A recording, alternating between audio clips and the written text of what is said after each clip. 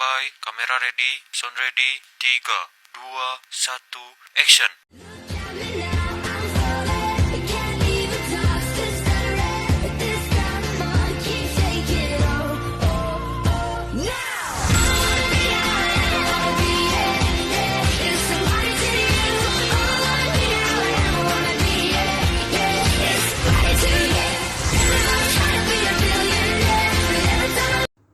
Oke, di sini ada latar belakang. Penilaian kinerja pekerjaan merupakan proses sistematis untuk mengevaluasi sejauh mana seorang karyawan mencapai target kerja yang telah ditetapkan dalam suatu kerja yang dinamis. Penilaian kinerja tidak hanya menjadi alat mengukur produktivitas, tetapi juga sebagai dasar dalam mengambil keputusan manajerial seperti promosi, pelatihan, kompensasi, dan pengembangan karir. Berbagai konsep digunakan dalam penilaian kinerja, seperti Key Performance Indicator atau KPI, yang menilai capai berdasarkan indikator kuantitatif, serta Balance Scorecard atau BSC yang meninjau kinerja dari 4 perspektif, yaitu keuangan, pelanggan, proses internal, serta pembelajaran dan pertumbuhan. Selain itu, pendekatan manajemen by objective atau MBO menekan pencapaian tujuan yang disepakati antara atasan dan karyawan. Sedangkan penilaian berbasis kompetensi fokus pada kemampuan teknis dan perilaku kerja. Metode 360 degree feedback juga semakin umum digunakan untuk memperoleh evaluasi menyeluruh dari berbagai pihak, termasuk atasan, rekan kerja, dan bawahan. Agar efektif, sistem penilaian harus dirancang secara adil, transparan, dan berbasis data objektif. Dengan peran strategisnya, pemahaman terhadap konsep dan praktik penilaian kinerja sangat penting untuk meningkatkan kualitas sumber daya manusia dan daya saing organisasi. Oke, selanjutnya itu ada penilaian prestasi kerja. Penilaian prestasi kerja adalah tindakan dan standar pekerja yang disurvei secara serius, adil, dan objektif yang disurvei oleh asosiasi. Dalam sebuah asosiasi, perwakilan memiliki berbagai kepentingan dan tujuan ketika mereka bergabung dengan organisasi. Hal itu dapat dilihat dari pekerjaan yang dilakukan oleh perwakilan. Salah satu peningkatan dalam perwakilan asosiasi harus terlihat dari pekerjaan SDM. Menurut Hasibuan 2013-97, penilaian pelaksanaan pekerjaan adalah untuk mensurvei proporsi hasil kerja asli terhadap pedoman kualitas dan jumlah yang dibuat oleh setiap pekerja. Oke, yang selanjutnya itu ada faktor yang mempengaruhi penilaian prestasi kerja. Prestasi kerja adalah konsekuensi yang dibuat oleh perwakilan untuk hasil mereka dalam melakukan kewajiban mereka dan mendapatkan komitmen positif untuk kemajuan dan kemajuan organisasi meskipun persaingan bisnis yang semakin ganas dan serius.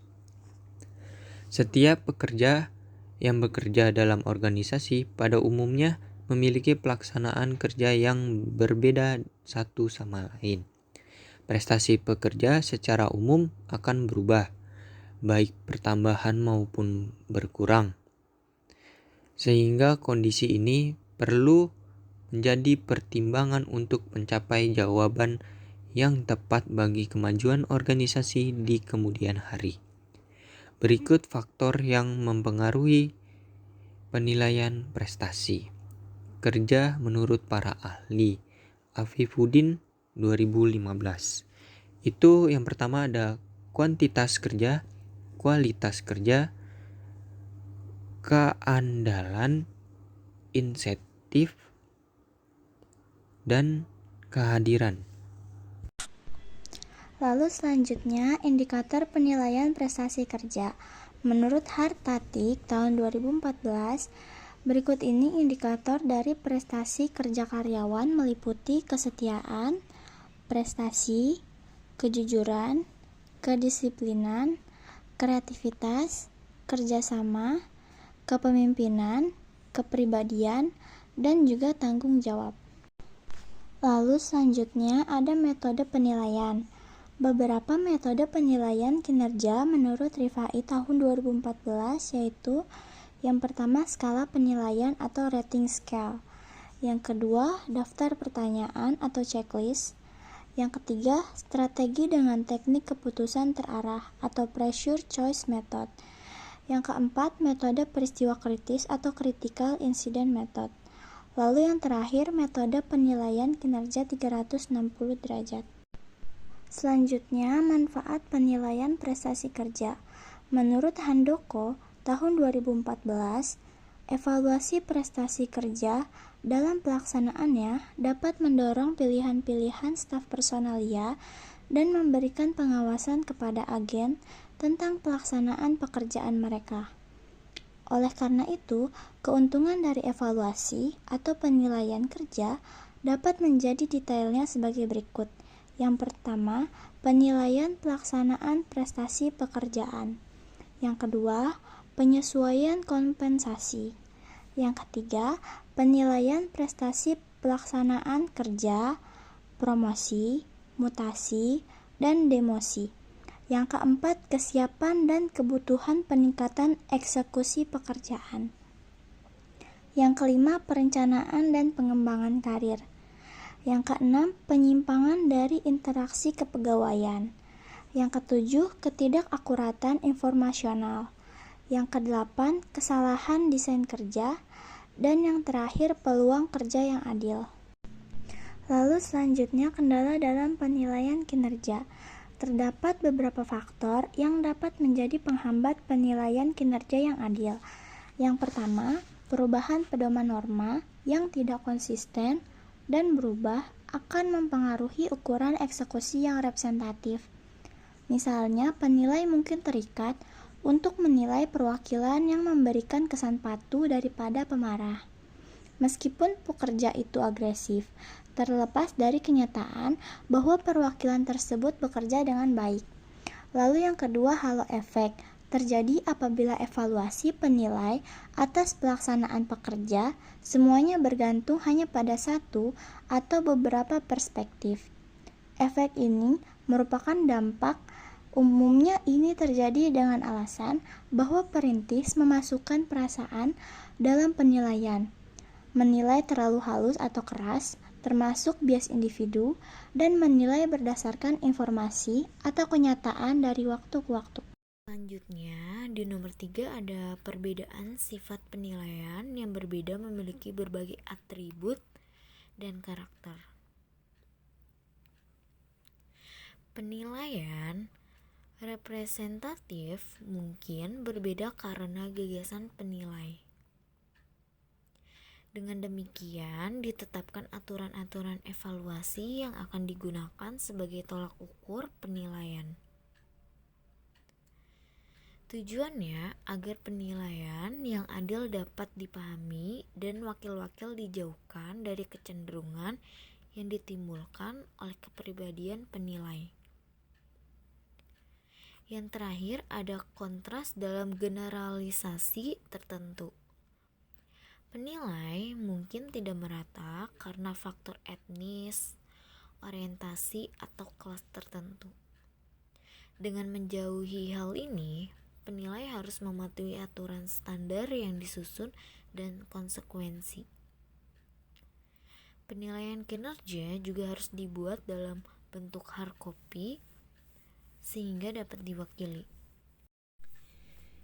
Di sini ada studi kasus PT Fashion Tech Global. PT Fashion Tech Global adalah perusahaan teknologi AI yang punya target jadi pemimpin pasar di Asia Tenggara dalam 5 tahun. Tapi kenyataannya, para karyawan lebih fokus ke tugas harian daripada tujuan jangka panjang perusahaan. Di sini masalahnya, kinerja tim, khususnya bagian riset and development, belum mendukung strategi perusahaan. Target bikin 3 prototipe per kuartal tidak tercapai, hanya 2 jadi, dan waktu pengembangan produk masih lama 5 bulan, padahal targetnya 4 bulan. Jadi pelatihan juga kurang diminati. Bagaimana solusinya? Solusinya, perusahaan mulai pakai sistem billing scorecard untuk menilai kinerja dari 4 sisi. Sisi keuangan, pelanggan, proses kerja, dan pembelajaran. KPI, tiap orang juga dihubungkan ke target strategis perusahaan. Di sini ada tindakan. Untuk yang pertama, ada diberikan insentif untuk inovasi. Untuk yang kedua, ada pelatihan diperbanyak. Dan yang terakhir, ada evaluasi rutin dilakukan. Jadi, kesimpulan studi kasus PT Fashion Tech Global, dengan penilaian berbasis strategi, karyawan jadi lebih terarah dan bisa bantu perusahaan untuk mencapai tujuan jangka panjang, bukan cuma target jangka pendek. Di sini saya akan memberikan satu contoh soal terkait konsep penilaian kinerja pekerjaan. Untuk contoh soalnya, mengapa penilaian kinerja penting bagi perusahaan dan karyawan? Jadi, jawabannya, penilaian kinerja itu penting buat perusahaan dan karyawan. Karena jadi alat untuk melihat seberapa baik seseorang menjalankan pekerjaannya.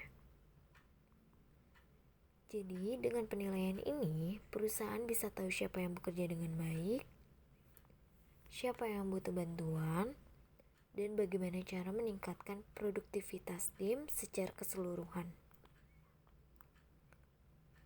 Untuk karyawan, penilaian kinerja juga penting, karena bisa jadi kesempatan untuk tahu apa yang sudah dilakukan dengan baik dan apa yang masih perlu diperbaiki. Selain itu, hasil penilaian bisa jadi dasar buat kenaikan gaji, promosi, atau pelatihan tambahan.